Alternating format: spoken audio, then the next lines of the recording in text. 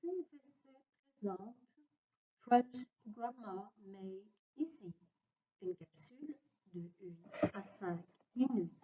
Aujourd'hui, dont et en. Dont et en ne peuvent pas être ensemble dans la même phrase. Première règle. Deuxième règle, le sens grammatical de dont et en. Dont est un pronom relatif.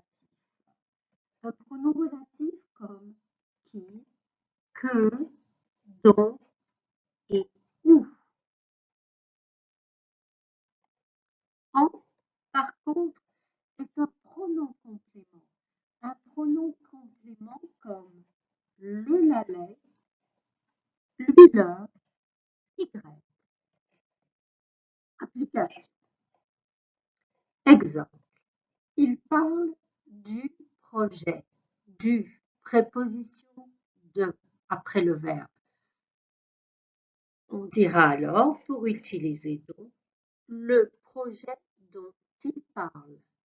Ce qui est à peu près similaire en anglais à which or that.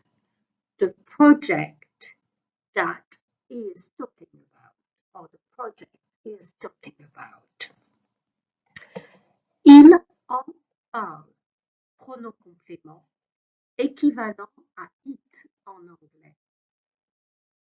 He is speaking about it being the project. Autre exemple, nous discutons de la date de la réunion. De ici est la préposition du verbe discuter, donc nous allons utiliser le pronom relatif donc. La réunion dont nous discutons de la date. The meeting which we are discussing the date or the day. Nous en discutons, we are discussing it, c'est-à-dire nous en parlons. Application encore. Les verbes qui ont la préposition de vont demander soit dont, soit en. Dont, once more, étant un pronom relatif et en étant un pronom complément, like it. On peut aussi trouver dont et en avec des expressions verbales. Par exemple, il est question de quelque chose. Il est question de quelque chose. Exemple, il est question du projet de Pierre. Du est une préposition. Donc, le projet de Pierre dont il est question. Il en est question. Autre exemple, elle a peur de la prochaine date d'échéance. Date d'échéance is the deadline. Elle a peur de. On va donc utiliser la préposition dont.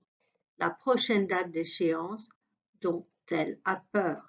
Elle en a peur. She's afraid about it. Petit rappel, attention. La préposition, le pronom relatif que et le pronom relatif qui ne prennent pas de préposition, sans préposition. Alors que, le pronom relatif dont prend la préposition de. Vous allez utiliser que ici lorsque le mot avant que est un COD, c'est-à-dire un complément d'objet direct. Vous allez utiliser qui lorsque le mot avant qui est aussi un pronom relatif, est un sujet. C'est la différence avec que et qui tous deux ne prennent pas de préposition.